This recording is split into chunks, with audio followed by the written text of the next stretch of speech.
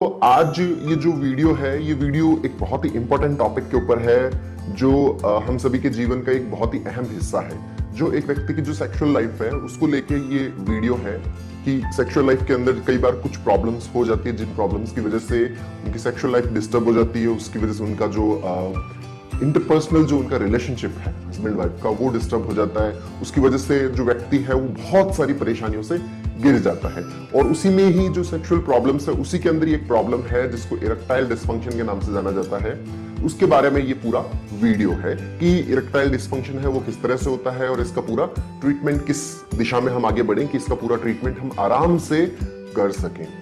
दोस्तों ये एक रियल एग्जांपल है जो मैं आप सभी के साथ में शेयर कर रहा हूं। एक लड़का जिसकी एज 28 इयर्स है, वो अभी 6 महीने पहले उसकी मैरिज हुई थी, 6 महीने पहले ही उसकी शादी हुई थी। वो एक बहुत अच्छी जॉब करता था, बहुत अच्छा काम करता था और जो शादी के जो फंक्शंस उन शादी के फंक्शंस को उसने बहुत अच्छे से एंजॉय किया। जो लड़का और जो लड़की है उनकी जो थी वो अरेंज मैरिज हुई थी और मैरिज के बाद में जो दोनों जब उनकी फर्स्ट नाइट थी, फर्स्ट नाइट पर जो लड़का है वो बहुत ज्यादा थका हुआ था और पूरे दिन के बहुत सारे काम थे। उसकी वजह से उन्होंने जब सेक्सुअल एक्टिविटी परफॉर्म करने का डिसीजन लिया तो सेक्सुअल एक्टिविटी वो प्रॉपर वे में परफॉर्म नहीं हो पाई। जो सेक्सुअल एक्टिविटी के दरमियान जो लड़का है उसके अंदर जो उसका जो लिंग है, उसका जो पेनिस है, उसके अंदर इरेक्शन है वो प्रॉपर नहीं आ पाया। वो जो पूरे दिन की थकावट है उसकी वजह से वो प्रॉपर इरेक्शन नहीं हो पाया। जब उसका प्रॉपर इरेक्शन नहीं हो पाया तो उन्होंने सोचा चलो ठीक है आज रहने देते हैं, कल अपन सेक्सुअल एक्टिविटी करेंगे। तो नेक्स्ट डे जब वो सेक्सुअल एक्टिविटी के लिए प्लान कर रहे थे तो उसी समय लड़के के दिमाग में ये आ रहा था कि यार मैं कल अच्छे से परफॉर्म नहीं कर पाया तो क्या मैं आज अच्छे से परफॉर्म कर पाऊंगा। ये थॉट उसके दिमाग में चलने लग गया। उस दिन सेकंड डे उसका डर थोड़ा कम था, लेकिन उस डर की वजह से वो फिर प्रॉपर रिलेशनशिप मेंटेन नहीं कर पाए। तो उसके बाद उन्होंने उस दिन सोचा कि चलो ठीक है अपन 3-4 दिन का बीच में गैप लेते हैं और उस गैप के बाद अपन सेक्सुअल एक्टिविटी परफॉर्म करेंगे। तो 3-4 दिन का जब गैप निकल गया तो जो शुरू के 3-4 दिन थे जब तक उन्होंने सेक्सुअल एक्टिविटी के बारे में नहीं सोचा तब तक उनको कोई प्रॉब्लम नहीं थी। लेकिन जैसे ही उनका ये था कि ठीक है today we will plan the sexual activity, तो उसी दिन उस लड़के के दिमाग में और थोड़ा जो थॉट है कि मैं आज परफॉर्म नहीं कर पाऊंगा, ये थॉट थोड़ा और स्ट्रॉन्ग आने लग गया, जिसकी वजह से उसको घबराहट होने लगी, बेचैनी से रहने लग गई कि भाई शाम को जब हम सेक्सुअल एक्टिविटी परफॉर्म करेंगे तो मैं अच्छे से परफॉर्म नहीं कर पाऊंगा और मैं सेक्सुअल रिलेशनशिप बहुत अच्छे से मेंटेन नहीं कर पाऊंगा। तो उसकी वजह से और ज्यादा डर होने लग गया, धीरे धीरे उसको ऐसे बहुत ज्यादा घबराहट, सांस में दिक्कत होने लग गई। तो दोस्तों इसकी वजह से वो रात को जो रिलेशनशिप है वो बहुत अच्छे से मेंटेन नहीं कर पाए। और लड़का जब भी ये सोचता है सेक्सुअल एक्टिविटी परफॉर्म करने का तो उसके मन में यही डर सताता रहता है। इस डर की वजह से वो जब वो सेक्सुअल एक्टिविटी परफॉर्म करते हैं तो उस टाइम जो लड़के का जो इरेक्शन है वो प्रॉपर नहीं हो पाता। तो धीरे धीरे जो उसका जैसे जैसे उसका डर बढ़े जा रहा था वैसे वैसे उसका जो इरेक्शन है वो कम होता गया। ऐसे ही 3-4 महीने बीते थे कि लड़के के अंदर जो सेक्सुअल जो डिजायर है, क्योंकि उसका डर उसके अंदर बहुत ज्यादा होता गया, उसको लगने लग गया कि मैं सेक्सुअल एक्टिविटी परफॉर्म नहीं कर पाऊंगा, मैं सेक्सुअली फिट नहीं हूं, तो मेरा जो सेक्सुअल लाइफ है वो पूरी तरह से डिस्टर्ब हो जाएगा, मैं अच्छे से परफॉर्म नहीं कर पाऊंगा।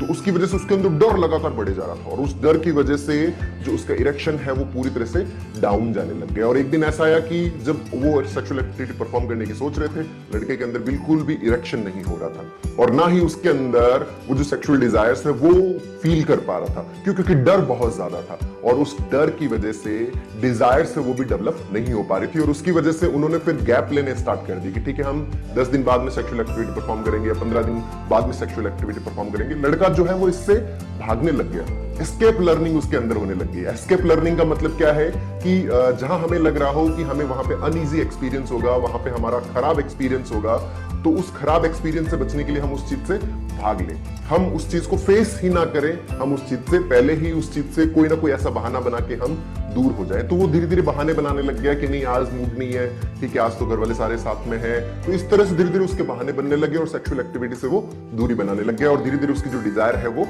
कम होने लग गई। उसके अंदर जो सेक्सुअल जो उन्माद है वो पैदा होना बंद हो गया। उसको ऐसा फील होने लग गया कि मेरे अंदर नहीं हो रहा। हालांकि ये होता तो है, लेकिन जो डिजायर्स जो है उसके ऊपर डर का जो आवरण है, जो उसको जो डर लग रहा था कि मैं नहीं कर पाऊंगा, मैं प्रॉपर सेक्सुअल एक्टिविटी नहीं हो पाएगी हमारे बीच में, वो जो डर है उस डर की वजह से उसने अपनी वाइफ से थोड़ी थोड़ी दूरी बनाना स्टार्ट कर दी। और रात को सोते तो साथ में थे, लेकिन उनके बीच में किसी भी प्रकार की कोई इंटीमेसी नहीं हो पाती थी। क्यों? क्योंकि डर वो दिमाग में चल रहा था, जिसकी वजह से जो इरेक्शन है उसकी प्रॉब्लम होने लग गई और धीरे धीरे उसको ऐसे लगने लग गया कि मैं सेक्सुअली फिट नहीं हूं और उनके बीच में बहुत ज्यादा झगड़े होने लग गए। लड़का धीरे धीरे अपने आप को अलग रखने लग गया, उसने वाइफ से इंटरेक्शन कम कर दिया, अपने फैमिली मेंबर से उनसे इंटरेक्शन कम कर दिया। क्यों? क्योंकि हर वक्त वो यही चीज उसके दिमाग में चलती रहती थी, हर वक्त वो इसी चीज से ऑब्सेस्ड रहता कि वो सेक्सुअली फिट नहीं है, सेक्सुअली फिट नहीं है तो वो अपनी वाइफ को सेटिस्फाई नहीं कर पाएगा, तो उसकी वजह से उनका जो सेक्सुअल लाइफ है वो बहुत अच्छे से नहीं चल पाएगी, उनकी जो पर्सनल रिलेशनशिप है वो भी आगे अच्छे से मूव ऑन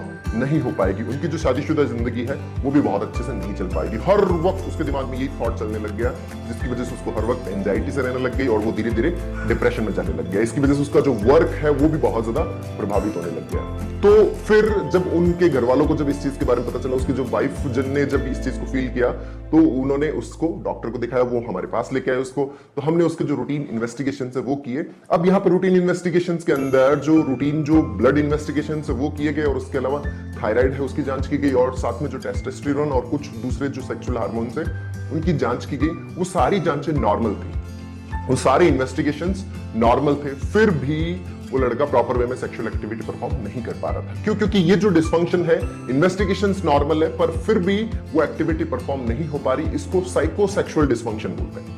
दोस्तों, जब इन्वेस्टिगेशन सारे नॉर्मल हो फिर भी वो एक्टिविटी प्रॉपर वे में नहीं हो पाती, इस चीज को बोलते हैं साइकोसेक्सुअल डिस्फंक्शन। मतलब हमारे जो दिमाग के अंदर जो प्रॉब्लम है, उस दिमागी प्रॉब्लम की वजह से सेक्सुअल एक्टिविटी प्रॉपर वे में परफॉर्म नहीं कर पाना और जो इरेक्टाइल डिस्फंक्शन है उसकी प्रॉब्लम को फेस करना, मतलब लिंग के अंदर तनाव का प्रॉपर नहीं आ पाना, इस एक्टिविटी को फेस करना, ये है साइकोसेक्सुअल डिस्फंक्शन। हमारे मन में जो डर होता है, जो हमारे मन के अंदर उस एक्टिविटी, उस इवेंट को लेकर जो डर घुस जाता है, पास्ट में कुछ नेगेटिव एक्सपीरियंसेस हो जाते हैं, एक दो नेगेटिव एक्सपीरियंस की वजह से हमारे अंदर जब डर हो जाता है तो व्यक्ति जो है वो जब भी सेक्सुअल एक्टिविटी परफॉर्म करता है तो वो अपने आप को ऑब्जर्व करता रहता है। दरअसल वो सेक्सुअल एक्टिविटी परफॉर्म नहीं कर रहा होता, उसको यूं लग रहा होता है कि भाई मैं सेक्सुअल एक्टिविटी कर तो रहा हूं, क्या मेरे इरेक्शन होगा, क्या मेरे अंदर डिजायर्स आएगी, वो इन सब चीजों को ऑब्जर्व करने लग जाता है। जबकि दोस्तों सेक्स एक ऐसी एक्टिविटी है जिसके अंदर दो लोग पूरी तरह से खो जाते हैं, कोई ऑब्जर्वरशिप उनके अंदर किसी भी तरह की नहीं रहती, किसी भी प्रकार का दूसरा थॉट नहीं रहता, वो तो पूरी तरह से खो जाते हैं। लेकिन जब ऑब्जर्वेशनशिप स्टार्ट हो जाती है, वो अपने एक्ट को ऑब्जर्व करने लग जाता है दिमागी तौर पर,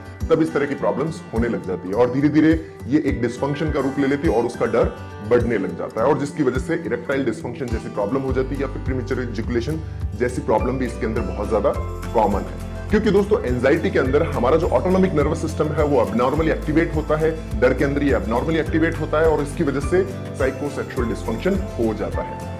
तो दोस्तों यहाँ पर जो इसका इलाज है वो इलाज कुछ ऐसी मेडिसिन होती है जो हमारी एंजाइटी और डिप्रेशन को कम करती है, उसको कुछ साइकोथेरेपी की जरूरत पड़ती है जिसमें कॉग्निटिव बिहेवियरल थेरेपी है या फिर डुअल सेक्स थेरेपी है, कुछ ऐसी थेरेपीज आती है जो हमारा जो सेक्सुअल डिस्फंक्शन है उसको ओवरकम करने में हेल्प करती है। जो भी इसका कारण है, सेक्सुअल डिस्फंक्शन किस वजह से हो रहा है, उस कारण को पहचान कर उसका ट्रीट करना बहुत ज्यादा जरूरी है और ये कोई लाइलाज प्रॉब्लम नहीं है। बहुत सारे लोग इस चीज को फेस कर रहे होते हैं। कुछ लोगों के अंदर जो पास्ट के अंदर उन्होंने कोई मास्टरबेशन जैसी एक्टिविटी की होगी या किसी और के साथ में उन्होंने रिलेशनशिप मेंटेन किया होगा, तो वो थॉट भी उनको परेशान करते रहते हैं। उन थॉट की वजह से भी वो प्रॉपर वे में सेक्सुअली एक्टिव नहीं हो पाते, प्रॉपर वे में सेक्सुअल रिलेशनशिप मेंटेन नहीं कर पाते, जिसकी वजह से भी जो इरेक्टाइल डिस्फंक्शन जैसी प्रॉब्लम्स हो जाती है। कुछ लोग अपने जो वर्क कल्चर है, उनके आसपास जो वर्क का जो प्रेशर है, उस प्रेशर की वजह से भी उनके दिमाग में हर वक्त थॉट चलता रहता है, जिसकी वजह से भी वो सेक्सुअली इंगेज नहीं हो पाते। क्यों? क्योंकि सेक्सुअली इंगेज होने के लिए इंसान का दिमागी तौर पर फ्री होना बहुत ज्यादा जरूरी है और जब वो दिमागी तौर पर फ्री नहीं हो पाता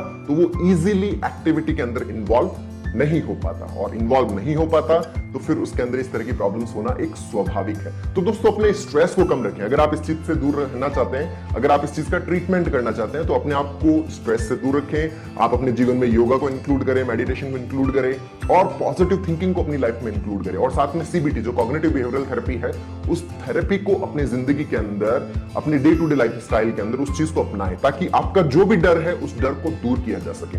और साथ ही अगर आपको किसी भी प्रकार की मेडिसिन की जरूरत है तो आप अपने आसपास किसी अच्छे साइकियाट्रिस्ट से, सेक्सोलॉजिस्ट से कंसल्ट कर सकते हैं, वो आपको इस मामले में बहुत अच्छी हेल्प करेगा। दोस्तों ये कोई प्रॉब्लम लाइलाज नहीं है। मैंने देखा है कि बहुत सारे लोग पूरी तरह से होपलेस हो जाते हैं, उनको लगता है अब जिंदगी में कुछ बचा ही नहीं है सकती तो इसका मतलब लाइफ में कुछ भी नहीं हो सकता। दोस्तों ये कोई लाइलाज प्रॉब्लम नहीं है, बहुत अच्छे से समझिएगा, ये किसी भी प्रकार से लाइलाज प्रॉब्लम नहीं है, इसका पूरा ट्रीटमेंट है।